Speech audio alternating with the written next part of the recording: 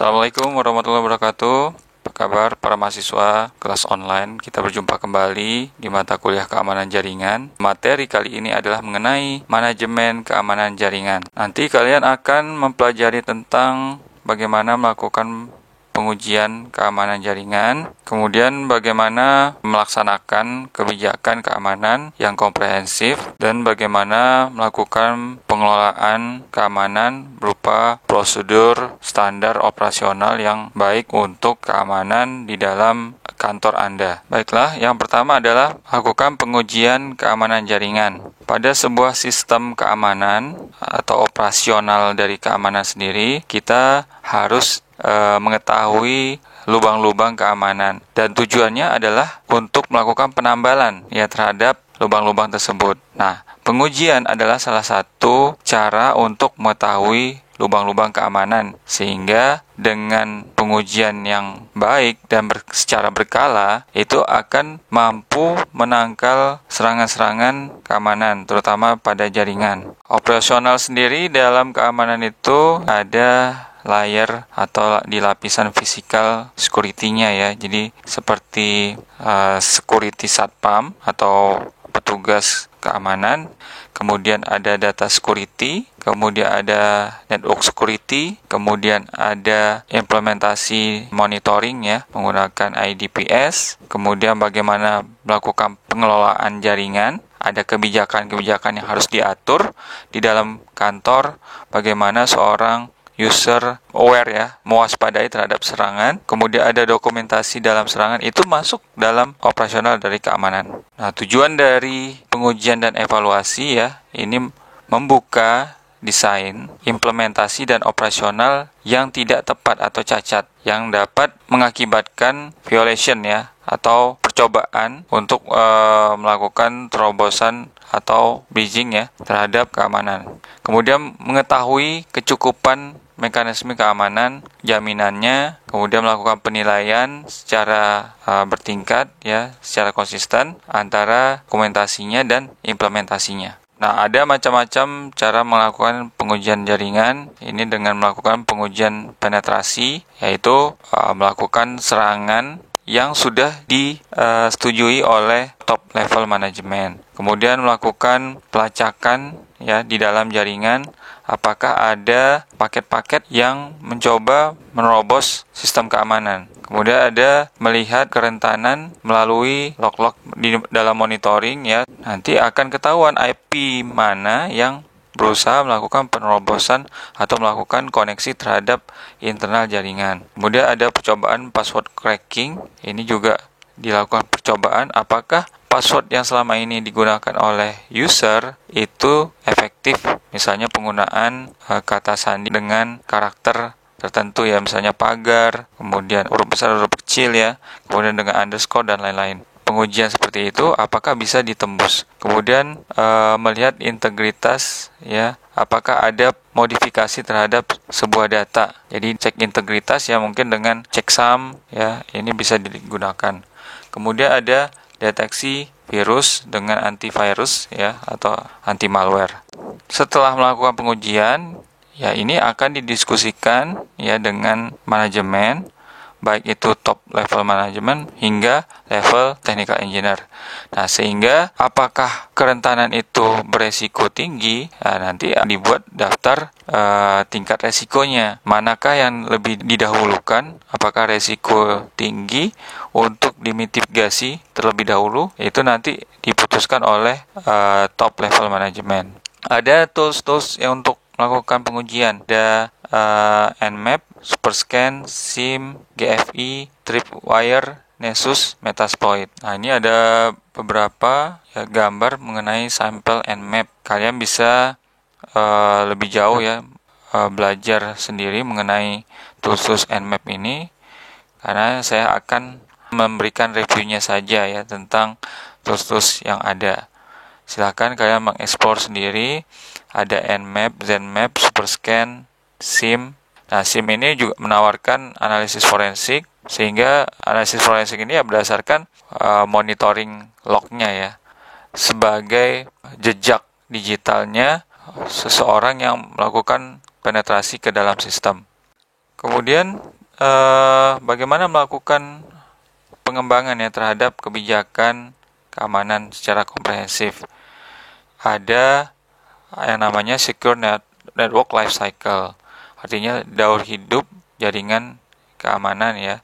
Nah, ini adalah di dalam organisasi harus ada yang namanya SOP ya. Jadi standar prosedur itu baik di level taktikal, kemudian ada di level strategis ya. Kemudian ada di level operasional, misalnya kebijakan bagaimana membuat identifikasi dan autentikasi.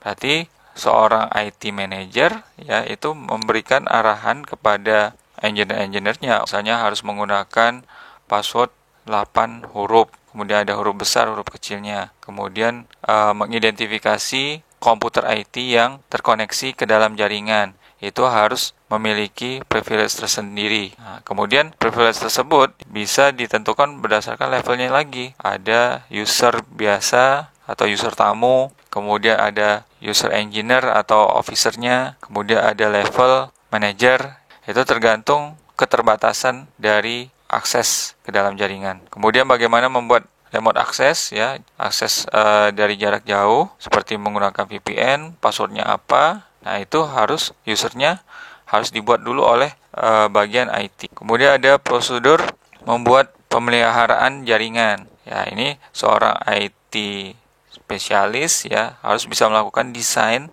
terhadap jaringan, kemudian pemeliharaannya dilakukan oleh network engineer. Kemudian ada prosedur misalnya terjadi insiden atau kedaruratan, ini penanganan insidennya seperti apa.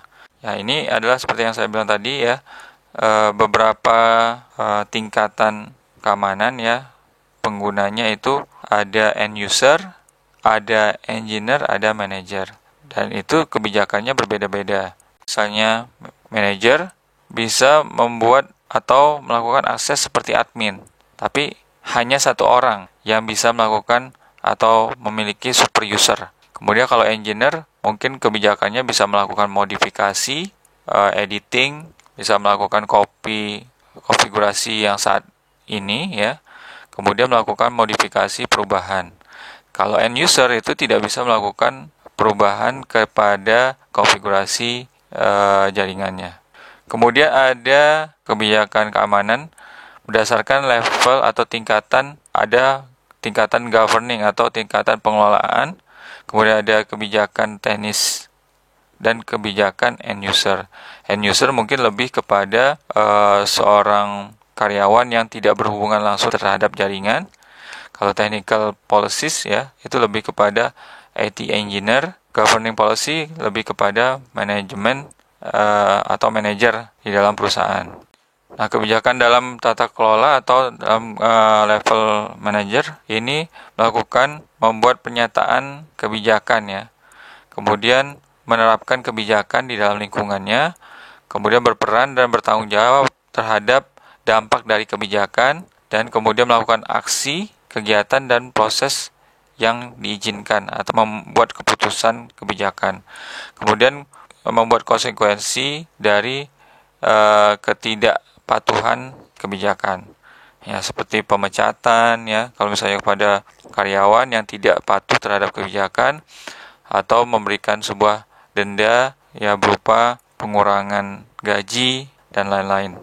Kemudian ada kebijakan teknis ya, ada yang disebut dengan kebijakan umum. Secara umum misalnya penggunaan password itu harus menyeluruh kepada seluruh staf di dalam kantor misalnya. Kemudian ada kebijakan teleponi, dia bisa melakukan IP phone ya keluar. Jadi mungkin tidak semua user bisa melakukan IP phone. Mungkin di ruangan tertentu yang memang ruangan meeting bisa menggunakan IP phone ya untuk melakukan telepon menggunakan voice call misalnya.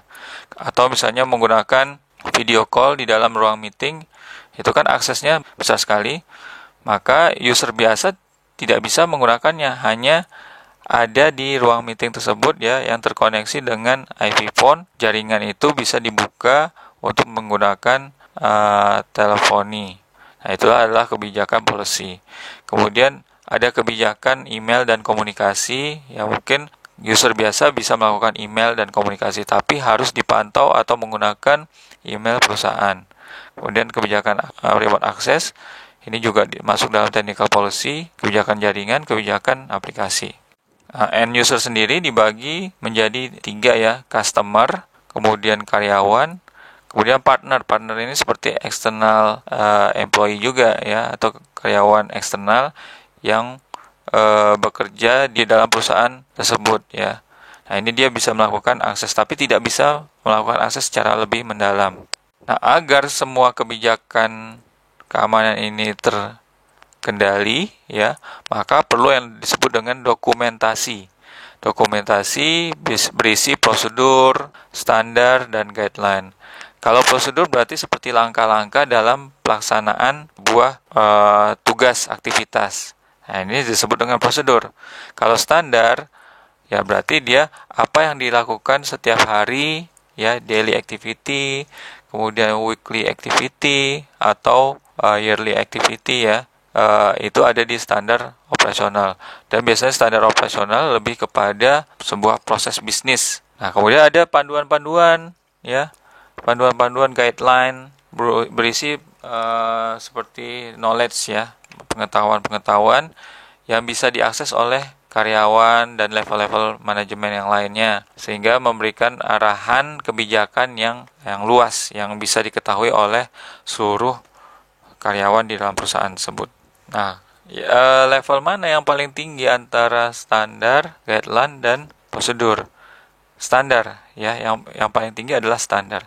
Standar ini biasanya terkait dengan kebijakan atau standar operasi yang sudah ditetapkan secara internasional, misalnya menggunakan ISO. Kalau untuk keamanan itu bisa menggunakan ISO 27000. Kemudian kalau ada resiko ya, manajemen risiko, itu bisa menggunakan ISO 31000. Kemudian di bawah standar ada guideline atau panduan-panduan. Ini bisa berupa bagaimana melakukan autentikasi di dalam sistem. Nah, nanti dalam guideline tersebut ada masukkan username Anda, masukkan password Anda, kemudian klik tombol kirim. Nah, itu adalah guideline.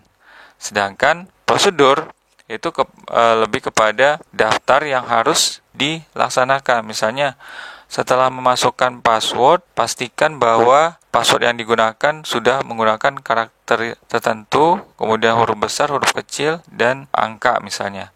Nah, kemudian di level manajemen itu harus membuat sebuah pelaporan ya terhadap organisasi. Apakah daily activity harian ya yang sudah dikumpulkan itu sudah menggunakan atau melaksanakan kebijakan keamanan yang komprehensif, yang menyeluruh ya, baik itu di level pengguna biasa, kemudian ada engineer, dan kepada manajernya. Nah, ini harus dilaporkan secara berkala.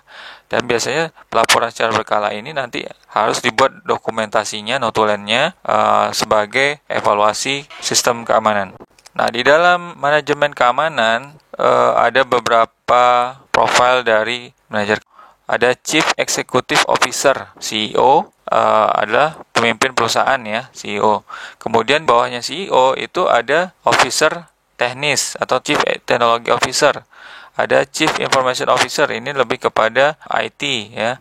Kemudian ada Chief Security Officer, ini lebih kepada keamanan, baik itu keamanan IT maupun keamanan fisik. Jadi itu harus terpisah, bukan IT officer di bawahnya ada IT security, bukan. Jadi keamanan itu bisa mencakup keamanan fisik dan keamanan informasi juga. Kemudian ada Chief Information Security Officer. Kalau di dalam perusahaan-perusahaan besar, mungkin CISO ini banyak digunakan karena lebih spesifik kepada keamanan informasi. Dan biasanya keamanan informasi officer harus berhubungan dengan Chief Information Officer karena perangkatnya ada di Chief Information Officer. Jadi CIO dengan CISO ini bisa bergandengan dalam satu unit yang sama. Seluruh kebijakan tadi ya, baik itu standar, kemudian prosedur, dan guideline, agar semuanya dilaksanakan dengan tepat, maka sebuah perusahaan harus menjalankan program awareness security. Campaign kewaspadaan terhadap keamanan itu harus selalu dilakukan agar karyawan paham. Mungkin saat itu perusahaan sering diserang oleh malware atau ada internal employee yang melakukan pengerusakan data atau pencurian data. Nah, ini harus dilakukan training dan edukasi. Ya, baik campaign, training, dan edukasi kepada karyawan. Dan kita juga harus paham terhadap motif-motif yang ada di dalam serangan. Ya, mungkin motif balas dendam, ya. Mungkin dari karyawan tadi yang tidak suka mungkin akan melakukan balas dendam, dia menginput virus ke dalam sistem atau melakukan pencurian data. Nah, ini kan juga bisa menjadikan opportunity bagi penyerang, ya. Jadi aset-aset berharga ini harus diamankan oleh perusahaan. Biasanya pencurian itu menggunakan data collection, ya. Misalnya penggunaan USB tidak bisa sembarangan, ya. Jadi misalnya ada sebuah perusahaan yang menerapkan atau memberikan laptop kepada employee-nya untuk bekerja. Laptop ini harus atau tidak boleh dibawa pulang, ya. Sehingga data-data yang sudah di-download di dalam internal perusahaan itu tidak dibawa keluar dan hilang atau diduplikasi atau dibagikan kepada orang lain. Jadi keamanan untuk pengumpulan data ini harus hati-hati. Kemudian juga harus melakukan backup data agar tidak dimodifikasi. Jadi kalau ada modifikasi data setelah dilakukan checksum banyak sekali yang berubah. Maka itu bisa kita lakukan pengembaliannya atau menggunakan recovery, menggunakan backup, restore. Nah, demikian materi kali ini sudah selesai. Terima kasih. Assalamualaikum warahmatullahi wabarakatuh.